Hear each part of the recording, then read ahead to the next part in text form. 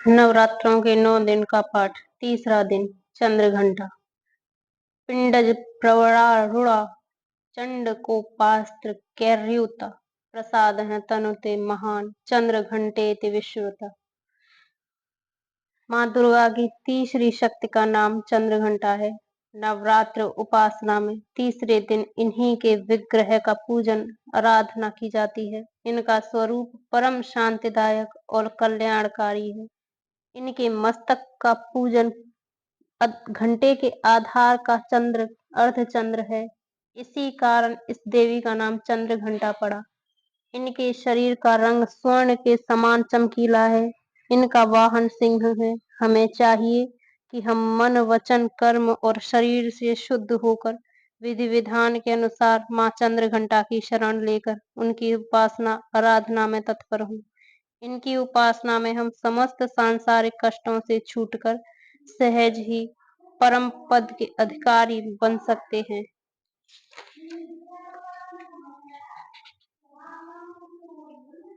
तीसरा अध्याय महिषासुर वध। महिषासुर के प्रधान सेनापति चिच्छुर ने जब देखा कि हमारी सेना का संहार हो रहा है तो वह क्रोध से भर गया और स्वयं भी अंबिका का साथ युद्ध करने के लिए चल पड़ा। उसने युद्ध मैदान में जाकर देवी पर बाणों की ऐसी वर्षा की जैसे बादल मेरु पहाड़ के शिखर पर पानी की धारा बरसा रही थी। इस पर देवी ने अपने बाणों से चिछुर के बाणों को काटकर उसके सारथी एवं घोड़ों को मार डाला। इसके बाद देवी ने चिछुर के धनुष तथा ध्वजा को भी काट दिया। चिछुर के धनुष के कट जाने पर देवी ने उसके अंगों को भी अपने बाणों से बींध दिया।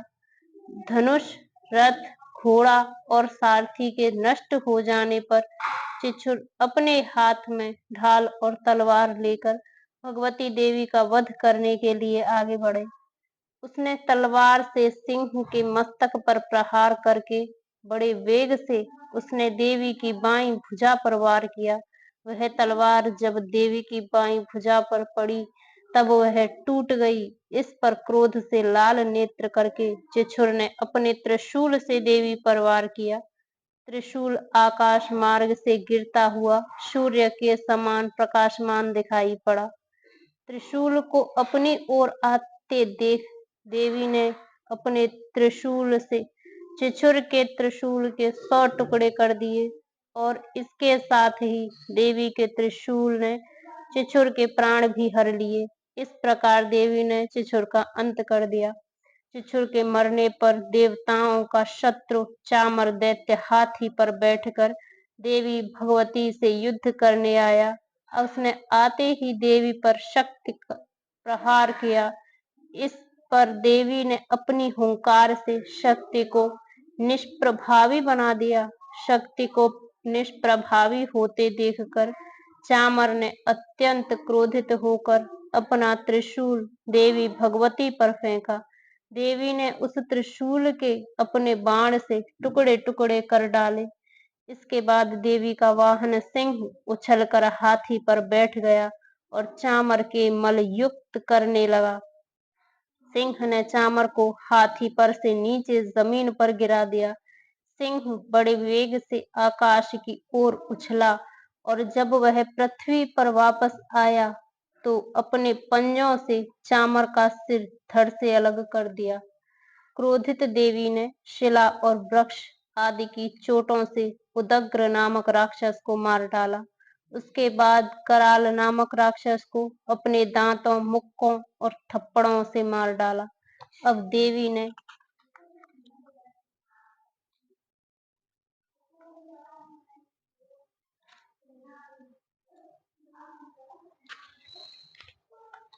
गदा के प्रहार से उद्धत नामक दैत्य को भी मार डाला। इसके बाद वात्साल नामक राक्षस का भिंडीपाल से अंत कर दिया। बाणों से ताम्र और अंधक नामक राक्षसों को मौत की घाट उतार दिया। त्रिनेत्रों देवी दुर्गा ने उग्रास्य, उग्रवीर्य, महाहनु नाम के राक्षसों को त्रिशूल से मार गिराया। तलवार से बिडाल नामक राक्षस का सिर धड़ से अलग कर दिया। दुर्धर और दुर्मुख राक्षसों को अपने बाणों द्वारा यमलोक पहुंचा दिया।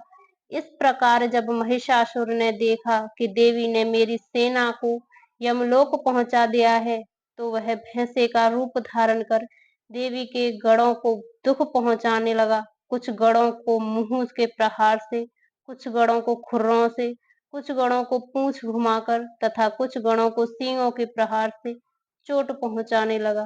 किसी तेज दौड़ाकर, किसी को गर्जना करके, किसी को भ्रमण और श्वास की वायु से पृथ्वी पर पटकने लगा। इसके बाद वह देवी के वाहन को, सिंह को मारने दौड़ा, तो देवी को उस पर क्रोध आ गया। इस पर भैंस बनाकर महिषासुर क्रोधित होकर अपने खुरों से धरती को खोदने लगा तथा ऊंचे पहाड़ों से सींगों से पत्थर फेंकने लगा और गरजने लगा। महिषासुर के वेग से दौड़ने के कारण पृथ्वी हिलने लगी। पूंछ की फटकार से समुद्र का जल उछल उछल कर चारों ओर पृथ्वी पर फैलने लगा। सींगों के आघात से मेघ खंड खंड हो गए और उसकी सांस से, वायु से उड़ते हुए सैकड़ों पर्वत आकाश से पृथ्वी पर गिरने लगे। इस पर देवी ने पाश फेंक कर दैत्य को बांध लिया। दैत्य ने बंधे जाने पर भैंसे का रूप त्याग दिया। अब महिषासुर ने सिंह का रूप धारण कर लिया और जैसे ही देवी उसका सिर काटने के लिए दैत्य ने आदमी का रूप बना लिया और जो हाथ में तलवार लिया था, देवी ने फौरन अपने बाणों से उस मायावी राक्षस को उसी तलवार ढाल सहित बींध डाला। अब वह हाथी बन गया। अपनी सूंड से वह देवी के वाहन सिंह को खींचने लगा। इस पर देवी ने अपनी तलवार से उसकी सूंड काट डाली। अब महिषासुर ने एक बार फिर भैंसे का रूप धारण कर लिया। पहले की तरह वह चर अचर जीवों सहित समस्त त्रिलोकी को व्याकुल करने लगा। अब क्रोध में भरकर देवी बारंबार उत्तम मधु का सेवन करने लगी और लाल लाल नेत्र करके अट्टहास करने लगी। उधर बल, वीर्य तथा मद से क्रुद्ध हुआ दैत्य भी गरजने लगा।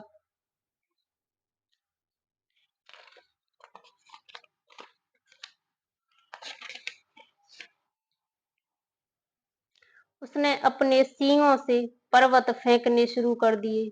देवी दुर्गा ने अपने बाणों से उन पहाड़ों के टुकड़े टुकड़े कर दिए। मधुपान के कारण लाल मुख वाली देवी लड़खड़ाते वचनों से बोली, अरे मूर्ख, अब तक मैं मधुपान का सेवन कर रही हूँ, अब तू गर्जना कर ले, मैं अभी तुझे यहीं मारूंगी। यह देवता यहाँ गर्जना करेंगे। इतना कहकर देवी दुर्गा उछलकर उस दैत्य पर जा चढ़ी और उसको अपने पैर से दबाकर शूल से उसके गले पर आघात किया। देवी के पैर से दबने पर दैत्य अपने दूसरे रूप से, अपने मुख से बाहर होने लगा। अभी वह आधा ही बाहर निकला था कि देवी ने अपने प्रभाव से उसे रोक दिया।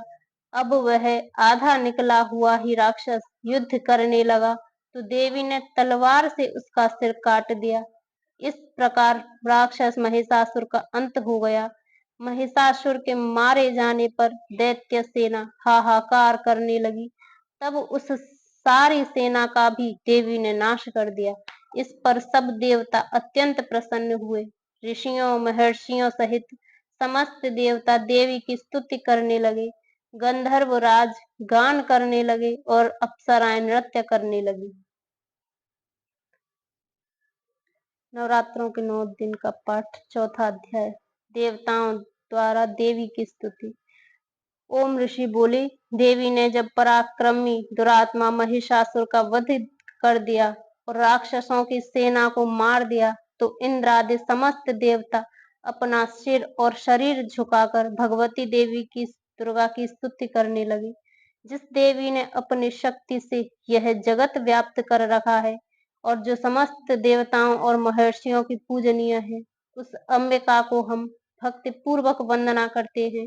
वह सब हम सब का कल्याण करे। जिस अतुल बल और प्रभाव का वर्णन भगवान विष्णु, भगवान शंकर और ब्रह्मा जी भी नहीं कर सके, वही चंडिका देवी इस संपूर्ण संसार का पालन करे और अशुभ भय विनाश करे। पुण्यात्माओं के घरों में आप स्वयं लक्ष्मी का रूप हो और पापियों के घरों में तुम अलक्ष्मीय रूप हो और सत्कुल में जन्म लेने वालों के लिए तुम लज्जा रूप होकर उनके घरों में निवास करती हो। हम उस दुर्गा भगवती को नमस्कार करते हैं। हे देवी, इस संसार का पालन करें। हे मातेश्वरी, आपके इस अचिंत्य रूप का असुरों का संहार करने वाली शक्ति तथा युद्ध में असुरों के साथ आपके अनेक प्रकार के चरित्रों को हम किस भांति वर्णन कर सकते हैं, अर्थात आपकी महिमा का वर्णन शब्दों से बाहर की बात है। आप संपूर्ण संसार की उत्पत्ति का कारण हैं। आप में सत्व गुण, रजोगुण और तमोगुण में तीनों उपस्थित हैं, तो भी दोषों के साथ आपका संसर्ग नहीं बन पड़ता। भगवान विष्णु और महादेव आदि देवता भी आपका पार पाने में असमर्थ हैं। आप ही सबकी आश्रय हैं। यह समस्त जगत आपका अंशभूत है, क्योंकि आप सबकी आदि भूत अव्यक्रता परा प्रकृति हैं। हे देवी, संपूर्ण यज्ञों में जिसके उच्चारण में सब देवता तृप्त होते हैं, वह स्वाहा आप ही हैं। इसके अतिरिक्त आप पितरों की भी तृप्ति का कारण हैं, इसलिए सब लोग आपको स्वधा कहते हैं।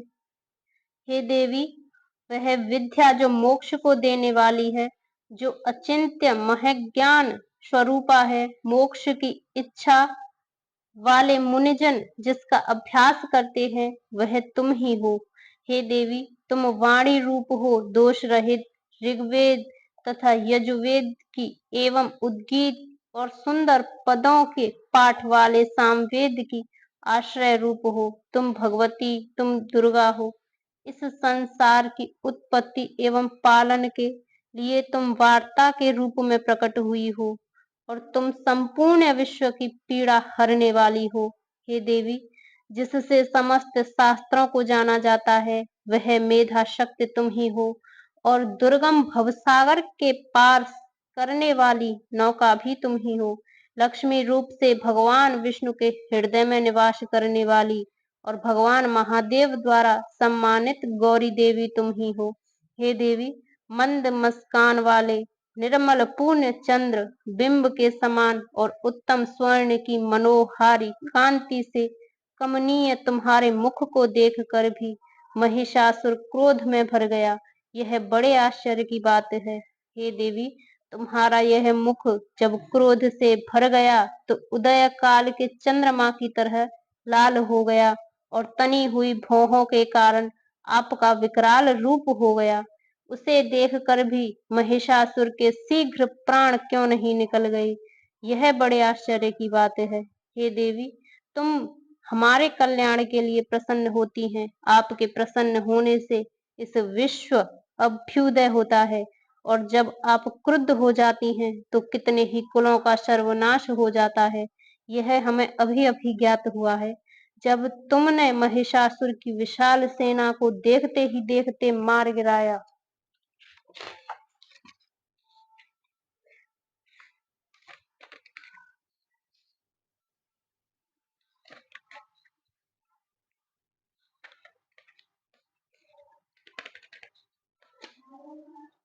हे देवी, आप उन्नति को देने वाली हैं।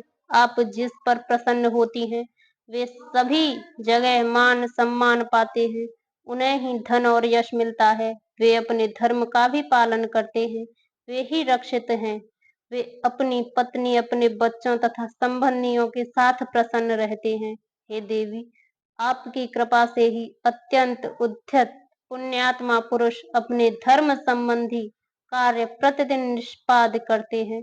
आपकी कृपा से ही उन्हें स्वर्ग लाभ मिलता है।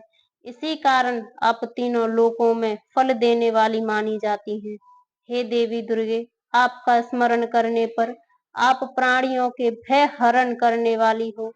स्वस्थ मनुष्य जब आपका स्मरण करते हैं तो आप उन्हें अत्यंत पवित्र बुद्धि प्रदान करती हैं। दरिद्रता, दुख और भय हरने वाली हे देवी, आपसे बढ़कर और कौन इस संसार में है। आप ही सबका उपकार करने वाली तथा सर्वदा दयामयी है। हे देवी, उन असुरों का विनाश करने से संसार में सुख और शांति हो और यह राक्षस नरक में रहने के निमित्त भले ही पाप करते हो, परंतु युद्ध में मरकर इनको स्वर्ग मिले, यह सोचकर ही आप इन राक्षसों का संहार करती हो। हे देवी, संपूर्ण राक्षस आपके केवल देखने मात्र से ही भस्म हो सकते हैं।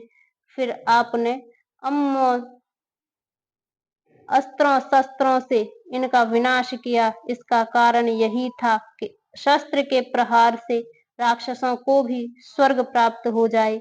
इस प्रकार शत्रुओं के लिए भी आपके विचार कितने उत्तम हैं।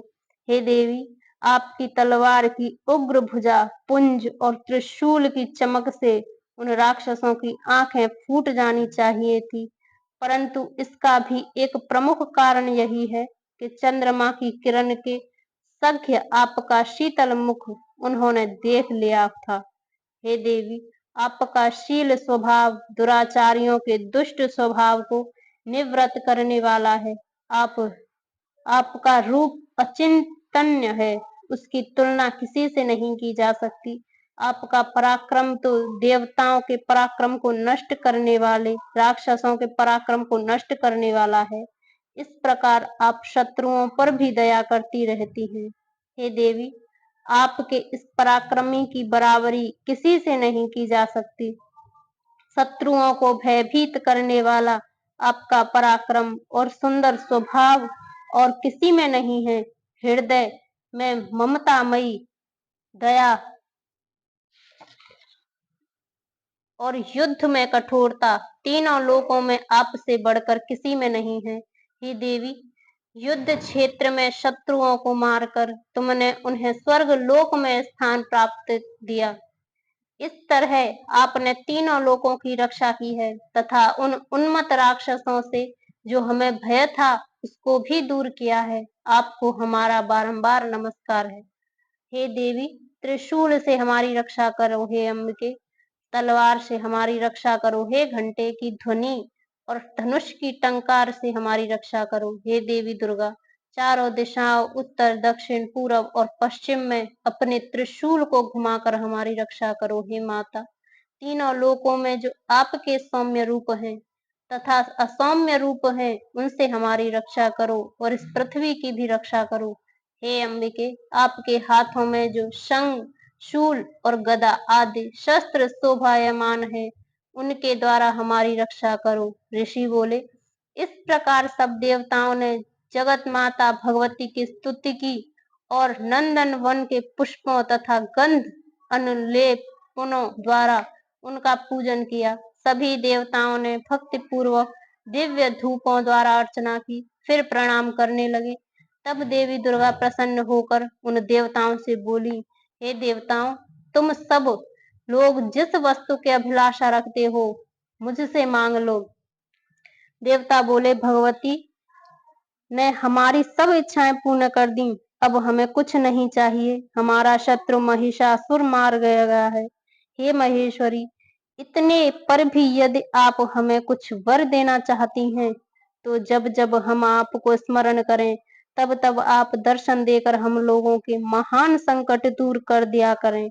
हे मातेश्वरी, जो भी मनुष्य इन स्तुतियों द्वारा आपकी स्तुति करे, उसे वित्त समृद्धि और वैभव देने के साथ ही उसकी धन और स्त्री आदि की संपत्ति को बढ़ाने के लिए आप सदा हम पर प्रसन्न रहें। ऋषि बोले, हे राजन, देवताओं ने इस संसार के लिए तथा इतने अपने लिए इस भांति प्रश्न किया तो देवी तथास्तु कहकर अंतर्ध्यान हो गई। हे राजा, इस प्रकार तीनों लोकों का हित चाहने वाली यह भगवती देवी देवताओं के शरीर से उत्पन्न हुई थी। वह सारा वृतांत मैंने तुम्हें कह दिया है। इसके पश्चात दुष्ट असुरों तथा शंभु निशंभु का वध करने के लिए, यह संसार की रक्षा के लिए, देवताओं की रक्षा के लिए देवी उत्पन्न हुई। वह सब कथा मैं तुम्हें सुनाता हूँ, इसके लिए तुम ध्यान से सुनो। ऐसी ही वीडियो देखने के लिए वीडियो लाइक करें और चैनल को सब्सक्राइब करें और बेल आइकन भी प्रेस कर ले ताकि नोटिफिकेशन आता रहे। धन्यवाद। साम सदाशिव।